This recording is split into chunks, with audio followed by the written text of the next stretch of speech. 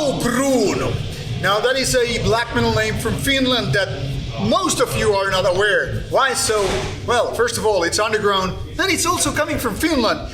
It's not like we're in Norway 1992. That being said, welcome Havukruunu. We have two guys, Stefan and... Yes, Bootleg Henkka. Bootleg Henkka. That is a name that you don't remember for that long, but we'll get to that particular nickname in a bit. Stefan, Yes. what do you play in the band? What is your role? You named that you're multi-talent. Well, kinda, yeah. I don't know about the talent, but I sing, I play guitar, and I used to do drums. But now we have a better drummer, so I don't have to play drums anymore. That's nice. What about you, Mr. Bootleg? I play guitar and do some of the backing vocals. All right, because you're not the man, but you're the other guy. Yeah. Let's start with you. How did you join the band? What is the story behind you joining the band? Yeah, so I played in a different band with the drummer Kostiainen, and I don't even know how it happened, and I just got asked if I want to join, and that was 5 years ago. About so. Yeah. So you are more or less kind of a core of the band in a way. Kinda, yeah. Okay, let's start by asking and explaining the English meaning of the word Havukruunu. Before you answer, let's get this straight. Havu can mean so many meanings and Yes. so many words in Finland, but it's mostly used to cover the leaves of various trees in Finland, especially fir trees and spruce and the pine.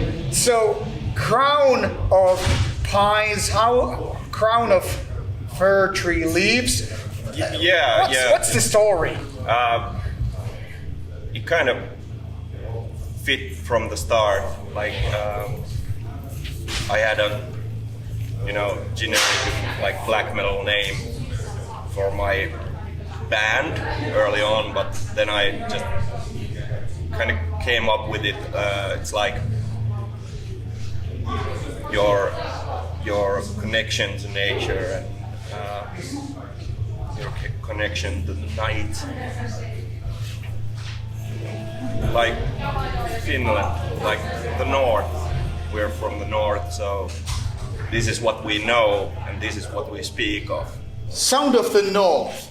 So this kind of a particular tree type is definitely part of, for example, Northern Europe, Canada, and all that stuff, Northern America and all that stuff.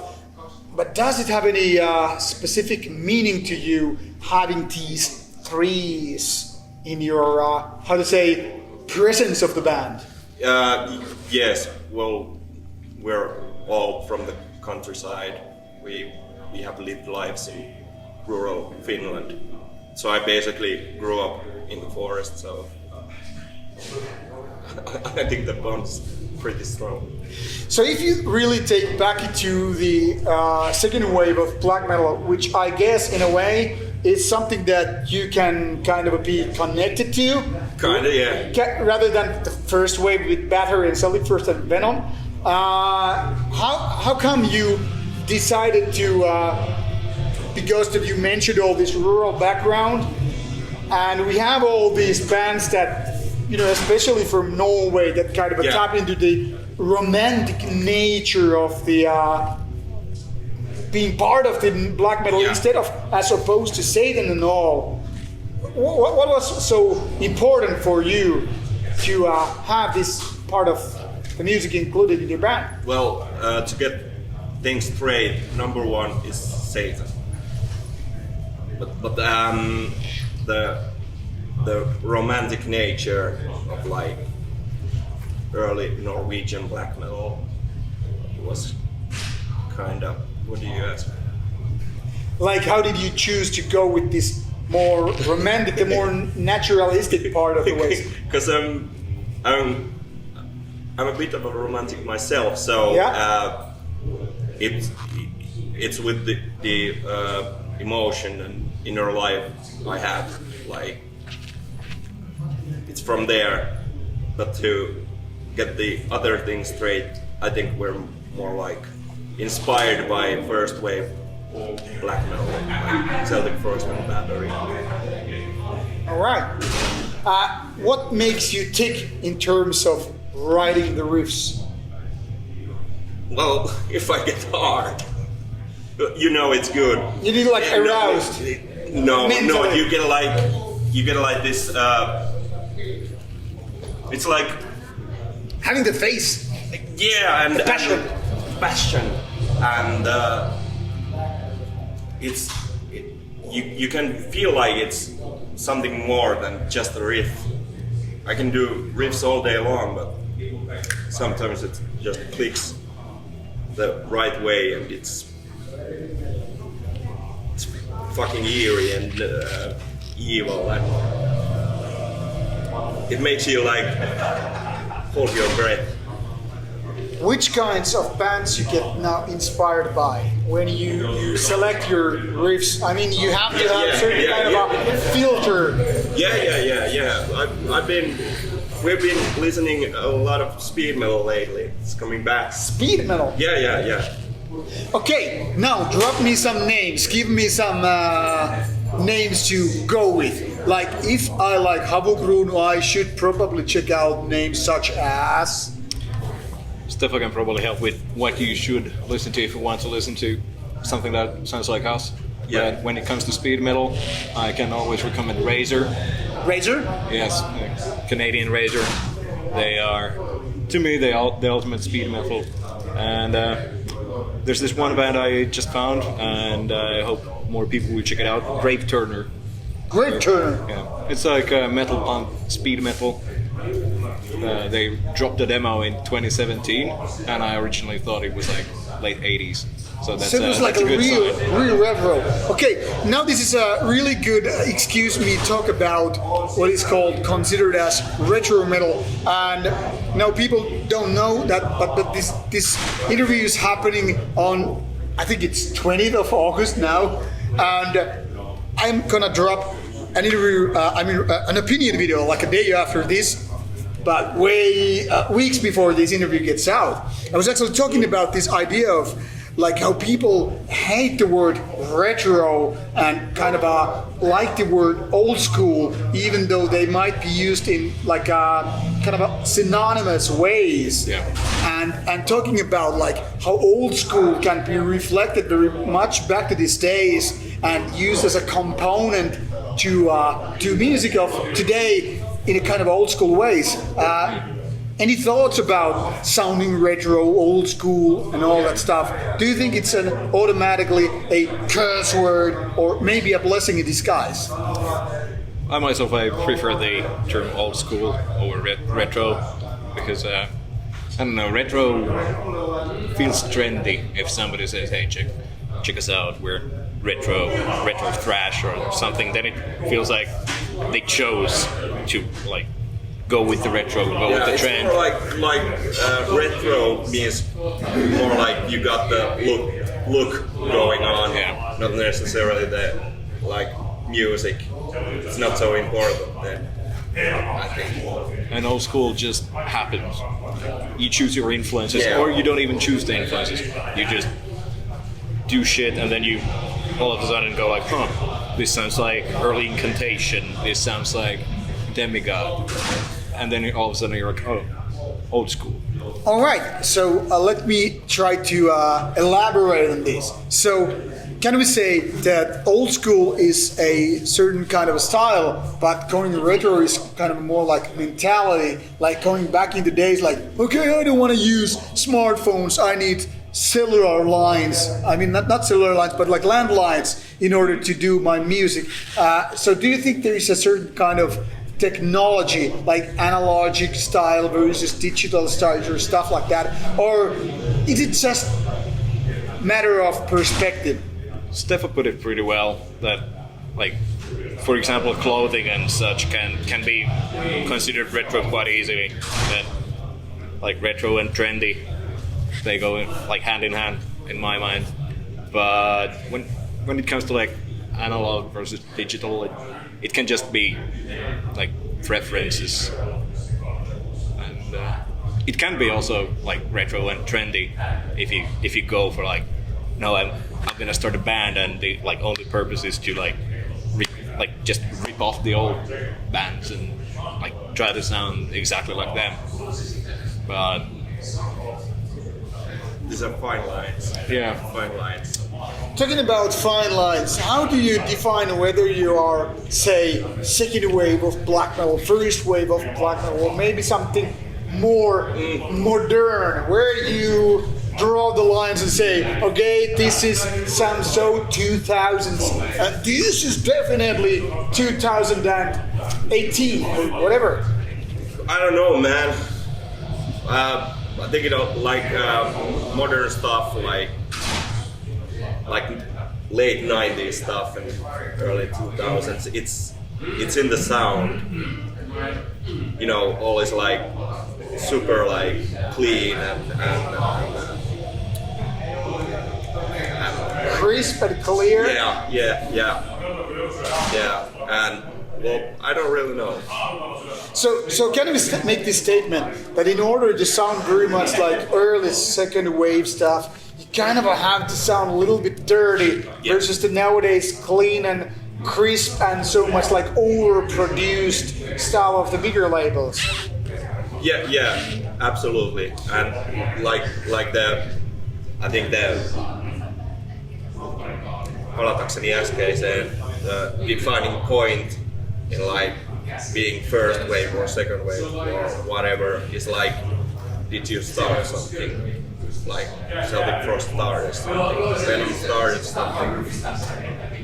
Well,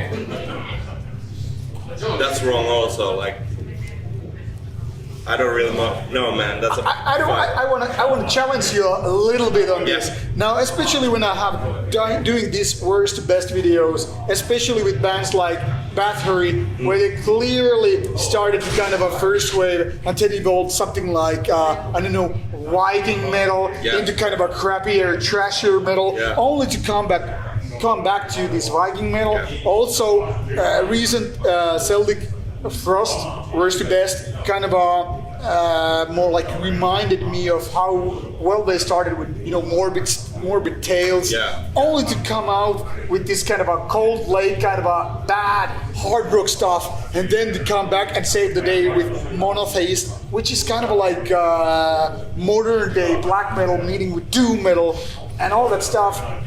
So, to my point is, can you go old school in order to save a new school, or do you just have to go all the way to new school even to make it worthwhile? I know it's a challenging question, but to figure out, do we really need to stagnate in the 90s, or is there another way? The thing is, you have to try like everything. You don't necessarily have to release everything, but I think it's like stagnating. Stagnation is bad. It's bad for you. It's bad for you as a person, and it's bad for you as an artist. So don't do it. Like, try everything, and if it's not you what came up, like, put it away. What about the lyrics then? You certainly have your own set of lyrics, but people who cannot read them, or who are maybe too stubborn to read them, or maybe have a language barrier, how would you describe the concept of Havukruunu to people who have absolutely zero idea what's going on? Well, that's a good way to put it. Yeah, it's like reflecting your like inner self, your problems, your emotions. Like, I have like real bad anxiety, so I chose to like write it away in a sense, like put some like nature metaphors on top of it, so people can like see who you are, but it kind of Mikä väli? Like in which context? Se tunneväli. Like delivering a certain kind of a feeling. Yeah. It shines through there. Like the real you. Yeah. Like how you put it through. Yes. Can you relate all these lyrics and the feelings, the atmosphere the band is delivering, even though you're not exactly writing the lyrics? Can you set your mind for sail? Most of the stuff, yeah. But I tend to think that our lyrics are something that not a lot of people probably know the like true meanings behind them. That's only Stefa who knows them. I don't even know the like true meaning behind most of our songs. Only some that he has opened up to me. But I don't know, everybody who is capable of reading the lyrics, me included, rarely, you form your own idea of them. To some it's just, you know, like worshipping the nature and worshipping the waves and shit. But it's not that simple, and well, I don't share the anxiety part, but yeah, you can hear it, you can also read it. There are some really like anxiety and dispirited lyrics. But to some people, it might just sound like, you know, describing the sea, describing the night. So when we're talking about the notes itself in the music, we're talking about the sound, we're talking about the certain kind of production you have in music, and you kind of get the feeling going on. You're like, okay, this is giving me goosebumps, you know, making your hair grow up and all that stuff. How important part the lyrics in order to get the Havukruunu meaning or feeling in your music? I think the lyrics are pretty important. I personally enjoy Stefa's way of writing lyrics. I knew Havukruunu before I even like knew the drummer. So because the lyrics have a whole lot of like old Finnish. For example, the new album has Uino Suomen sota. In itself is already quite unorthodox when it comes to Finnish language. But I don't think if you would simplify the lyrics, it wouldn't probably be the same. To foreigners maybe, but to Finnish people, probably not. Well, this is a good excuse to ask me the very question. Why do you want to write the lyrics in such ways? Why not simplify? Is it all about being poetic, or is there something deeper meaning to it? It's my language. Like I've been like being a reading man all my life, and it's just who I am. Like my output is like that. Yeah, to simplify the lyrics, it would be just fucking dumb, man. You have to like be better all the time. Better yourself all the time. So you can never do exactly the same as you've done before. You always have to kind of step up the game. Yeah. You have to find ways to use the language like more. More is more. More is more, like Ingrid J. Malmsteen said it. Okay, now I have a nasty question for you. Because we all know that our favorite bands were never basically step up the game album after another. We all have our favorite ones. Yeah. I don't know what your favorites are, but I'm about to ask. But to introduce you to the audience, that is the very idea. Okay, let me entertain you. You have the band here, your favorite band. Yeah. So it makes the first album. It's good. You love the band. The next album comes up. It's a little bit better. Yeah. Not all the ways, but it's overall step up. Not exactly. It's a kind of a wobbly structure, and then it goes all like ups and downs, hits and misses, and all that stuff. Have you been able to do it? In your honest opinion? Well, I think we have reached a crossroad now. Like everything we wanted to say from the beginning is now said. It's all now time to quit. Just kidding. Could be, but you have to turn somewhere. We can't do the same thing like 4 times over, 5 times over. I think with the third album, it kind of reached a pinnacle. And now we have to decide if we want to like play slower or faster. So it's all about renewing yourself in a way. Yeah.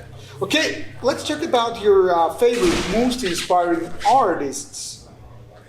Now, I want to pick your brain. Which kind of band made Havukruunu to begin with? Okay, Battery, obviously, that's a good choice. We have another Battery over there. Okay, yeah. Any particular album? First 6, I'd say. First 6, that's like a... But particularly Blood, Fire, Death. That's a fucking great album, by the way. Yeah. Can you ever beat it? Can you ever challenge it? No. It was the first one I heard. What about you, sir? What's your favorite Battery that made the biggest impact on you, which will never be beaten? I've been asked that question quite many times, and it has always been the same. Answer to that, it's Under the Sound of the Black Mark. Why so? There's just, it's sort of the crossroad from the first 2 albums into the more slower paced. Of course, Blood, Fire, Death we have faster tracks there, but Under the Sound of the Black Mark it's just intense as hell. You just put it on. You put on the violin, it goes through, and you're like, oh shit, it's over already? Yeah. Some 20-minute albums are like, oh my fucking god, when does this fucking end? It's a fucking drag. You're taking at the time and okay, fuck off. But yeah, it's Under the Sound of the Black Mark is something I can just put on any day. Yeah. And it's a breeze. So whenever you're having a bad day, go for Battery. Yeah. Search the Battery albums. Yeah. All right. Well, go to the quitting line of the interview. What's going to be next for Havukruunu now that you have pretty much said all there is to be done? Yeah, we actually recorded a new EP. Should be out October, November. But 2021 anyway. 2021, yes. And it's different, but not that different. You can still hear it's us, but the songs are older songs. I had to, I guess, grow as an artist to finish them. I started composing them when I was 15, something like that. I couldn't do the tracks all the way, so I had to cut them in the middle and make a new ending. So you had it It's kind of old and new. There are new tracks also. Yeah. Have you ever considered that you really need something like a spin-off to Havukruunu in order to justify your meaning or explain yourself beyond the state of Havukruunu? Yes. And what is that called? I don't know. Bakfitta. Will there be? Well, actually, it's basically just battery worship. when we will hear it on a CD or LP? I don't know. Maybe never. All right. Okay. Taking a look at your younger self and giving yourself a piece of advice in terms of, hey, I want to form a band. What would you tell yourself, your younger self? Think it through and take it easy and don't rush it. I used to rush everything. I didn't write things to the end, and no, I didn't practice at all. I just went to do music. All right. Now, this one is what I want to ask you is where will Havukruunu be in 5 years? I'm not going to ask you this. Well, how are you going to kick that guy ass in the ass? that guy. Well, he's gonna grow old before me, so that's gonna be easy. Not sure if 5 years is enough for that. Maybe 10 years? Yeah. What will you be? Well, of course, it depends on the global state of the world. We are in a really shit pickle at the moment, but I don't know. Looking at next year, it looks like we're gonna do more gigs. I don't know. Maybe that will bring us new experiences, new influences. I don't know. Or maybe we'll just revert to tupa beats and just aim for the intensity of the old days. All right. The last question is, now there is some audience who is okay, this band sounds really intriguing. I'm gonna check them out, but I don't know which one to start with. Now, if you get to choose one of your babies, this is gonna be the last one to be sacrificed, be it an album or release or a song, which one they will start with? Pick one. And choose one to be not destroyed. I don't know how that came up. Video games, blame it on video games. That's okay, man. I don't know. You don't know your favorite child? No. Your poor dad. Yeah, you can't pick a favorite from your children. Maybe you should start with the EP that's coming. That's I think it's the oldest shit and the newest shit together. So I think that should be a pretty good picture. Pretty good picture. Yeah. Also the cover picture is pretty good. So let me get this straight, dear audience. In order to grab a good idea of what Havukruunu is you need your left testicle, which is kind of old. You need your right testicle, which is your new.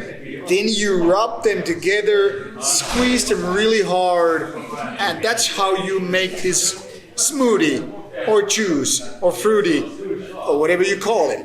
Now, there's no more way around this.